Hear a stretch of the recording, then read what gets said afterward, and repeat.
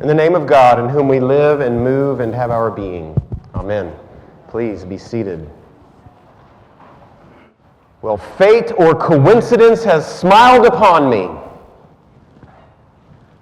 We are elbow deep. We're up to our elbows in the book of Revelation at this point. We've been studying it for the last, how long has it been? 7 weeks? 6 weeks? Who's been in that class? It's been a while. And we've just made it to chapter 13.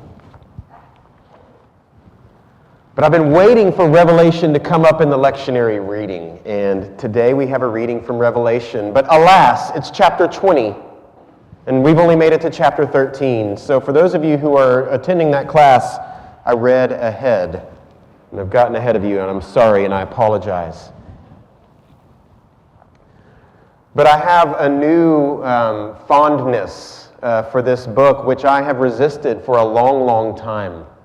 Revelation carries so much baggage in the world today, and especially in my young adult years, there was a book series called the Left Behind series that was very popular, that was using a lot of the imagery around Revelation to create basically horror fiction, but was very popular, and so it's created a lot of, like I said, baggage or misunderstanding of what is happening in the book of Revelation. But we have this great reading today on the occasion of All Saints' Day, or the All Saints observance. All Saints is always on November 1st. It comes after Halloween, All Hallows Eve, and then we have All Saints' Day, and then on November 2nd, we have All Souls' Day. But it's a high holy day of the church, which is why we're wearing white, and I always like to commute it to the closest Sunday so that we can observe it in our principal form of worship, which is a practice that most churches do. So today, this reading from Revelation. In fact, this is a reading that we hear often. It's also one of the appointed readings for funerals. I saw a new heaven and a new earth. For the first heaven and the first earth had passed away, and the sea was no more. And I saw the holy city, the new Jerusalem, coming down out of heaven from God, prepared as a bride adorned for her husband. And I heard a loud voice from the throne saying, "See, the home of God is among mortals. He will dwell with them as their God. They will be his peoples, and God himself will be with them. He will wipe away every tear from their eyes. Death will be no more. Mourning and crying and pain will be no more, for the first things have passed away." And the one who was seated on the throne said, "See, I am making all things new." Now, this is a really important point in the book of Revelation. There are 22 chapters. We are in the denouement at the moment. We're seeing the end of the film, if you will. We're seeing how everything is going to turn out. We're seeing how all things are being made right after all the conflict has been resolved. But what's interesting about this reading, well, I'll get to that point. Let's go back to the beginning. So John, this person who is exiled on this island of Patmos, is out walking one day. It's a Sunday, and he's out walking. He's already had the communion. He's already done his worship for the day. And all of a sudden, a voice behind him says, "Turn around." And he does so, and he sees a vision. It's almost like he turned around, and what was there that he just walked past had transformed, and he was now in the royal throne room of God. And he was now seeing a reality that had always been there, but he had not been able to see before. And a voice says to him, "Get out your pen and paper, because it's about to get weird." Those are my words. And you're going to write these letters, and you're going to write down everything that you see and hear. And the voice that's speaking is an angel who was sent to John by Jesus who was sent to the angel by God. So it's almost like a little game of telephone has happened, right? So God has said to Jesus, go to this angel to send that angel to speak to John, and John will write these words down and write these letters, and they will disseminate to the churches in Asia. And then this wild vision takes place. And that's where we hear about all these seven-headed dragons and beasts and monsters and eyeballs, creatures covered in eyeballs with human faces and lions' feet and all sorts of unimaginable stuff. And throughout this vision, different people are talking. There are people who have passed away. They're the communion of saints, if you will. There are martyrs in heaven. There are elders in heaven. There are just heavenly beings that are giving different messages to John and doing different things in the heavenly throne room.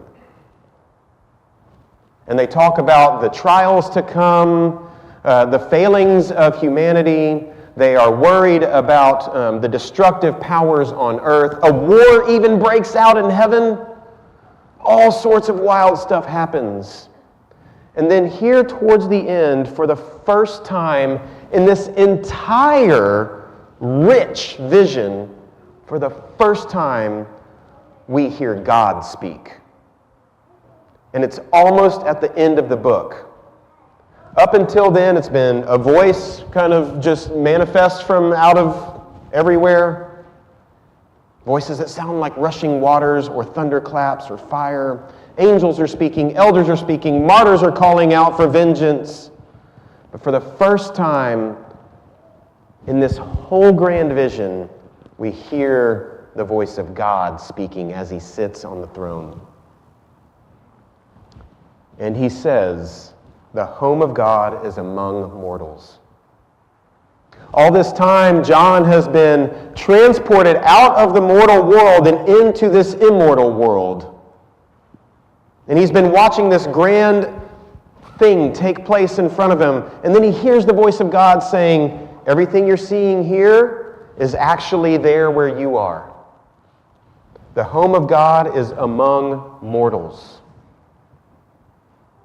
And he'll be with them. I will dwell with them as their God, and they will be my peoples.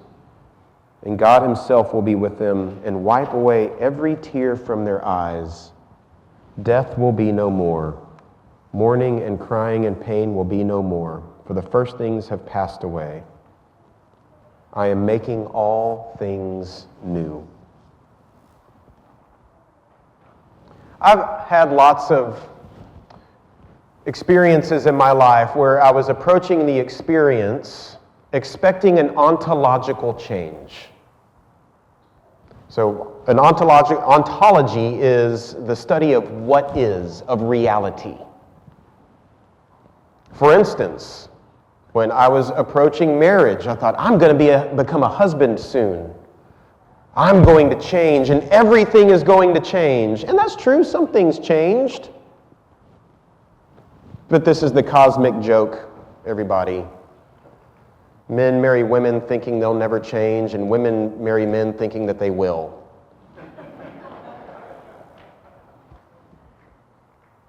Thinking everything's going to be new and everything's going to be different from now on. And some things were new, but things were still the same. And then I was to become a father. I'm going to be a father now. Everything's going to be different, and everything is very different, but everything is still very much the same. Oh, I'm going to be ordained. I'm going to get some kind of magic zing-zang in these fingers. Everything's going to be different from now on.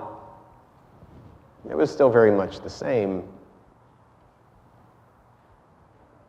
My father passed away.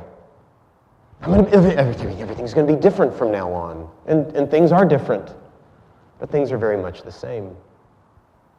But God is saying, once God comes among us, all things will be made new. Everything will indeed be different. In today's gospel reading, Jesus is present in one of those big moments where people think everything is going to be different and everything is going to change. He's there attending the death of Lazarus. He's 4 days late. Mary and Martha are following, Lazarus' sisters are following the custom of the day, the burial rites.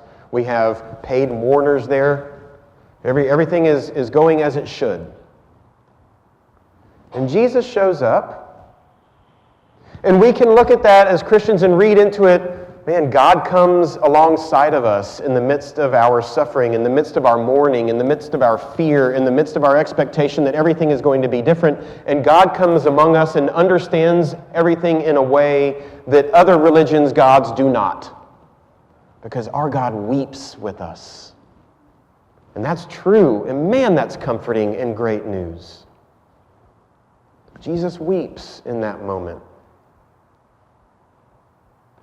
And then he goes to the cave and does this miraculous thing, or does he do it?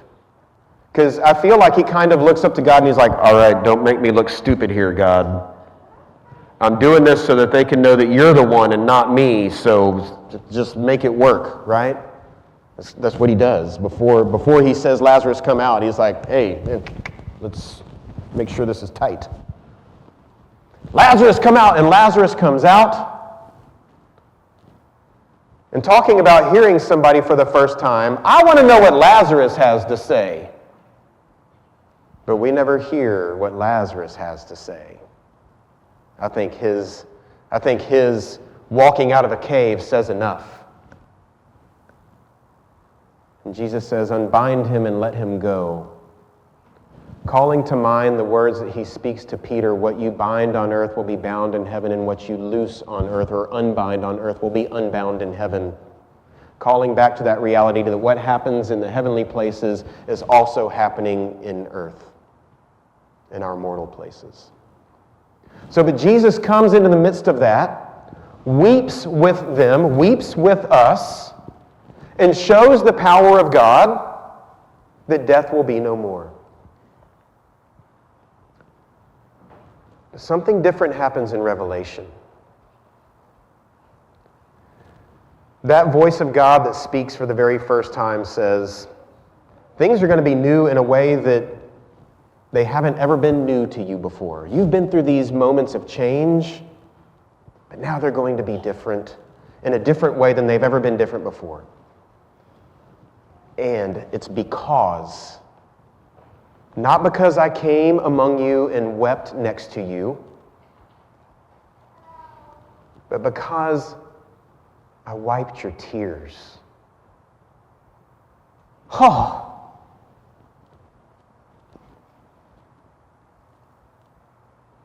I've known much comfort in my life. I still have those beautiful moments where I get to be a hero to my little children when they've suffered some injustice or some injury. I can just hold them and let them cry on my shoulder. Because I know what they're suffering is not the end of the world, and they're going to be okay, and I can hold them and comfort them.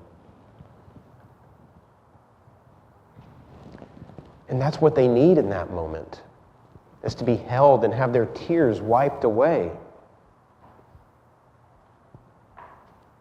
They don't need Dad to come and cry next to them. They need Dad to hold them and wipe their tears and tell them everything is going to be okay. That's the difference with what God is doing in Revelation. And it's not to cast a judgment on what Jesus does in John's gospel. Because in John's gospel, it is not yet the end.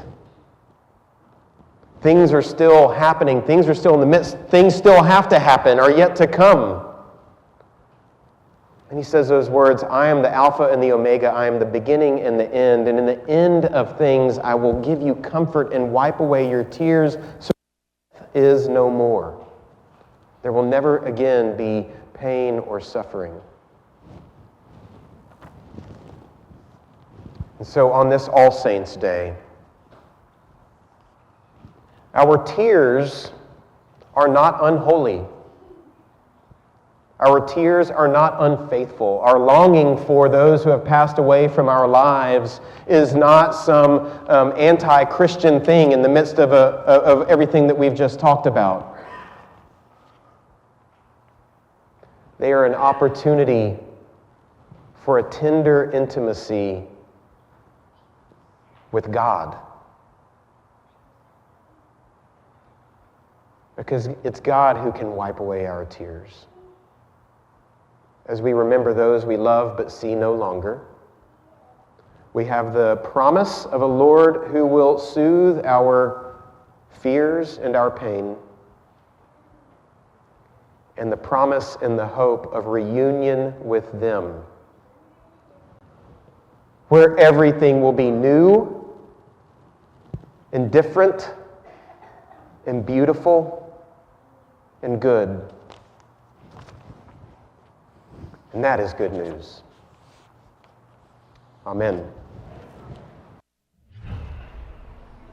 Okay, well, in the way of announcements, as you walk out of church today, you'll see a couple of young people at a table. They are selling our wreath fundraiser. I think it's wreaths and greens and swags and things like that. They will be delivered closer to December. Do we have a hard date on that, Susan?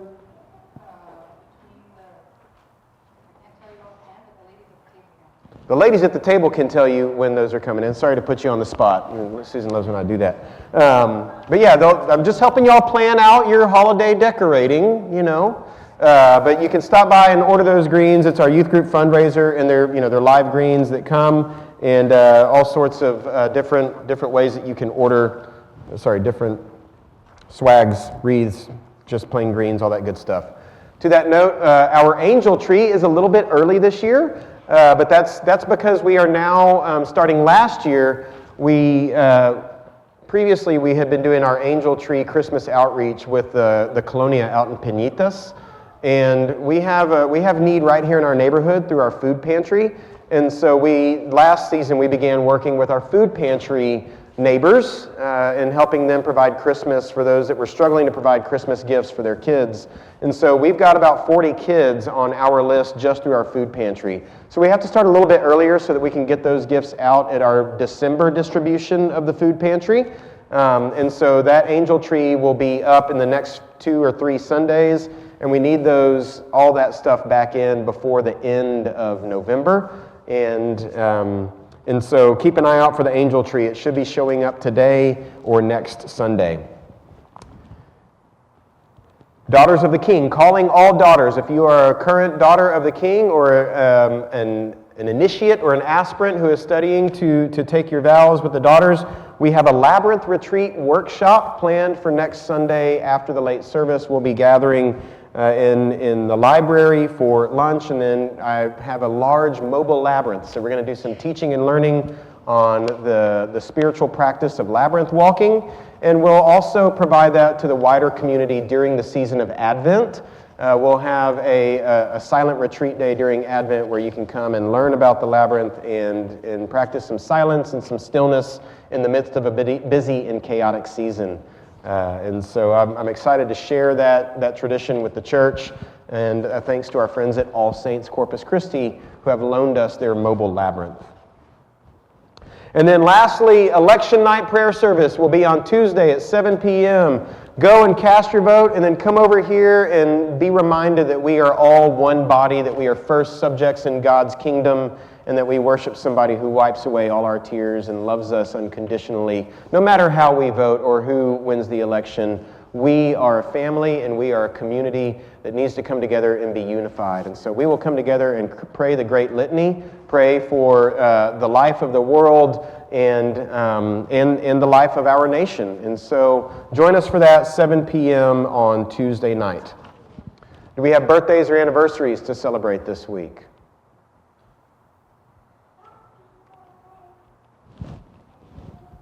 Is there some kind of eye contact going on here? Yvette, is it your birthday and you didn't want to come forward and now you just got called out on it? No? Okay. Walk in love as Christ loved us and gave himself for us, a fragrant offering and sacrifice to the Lord.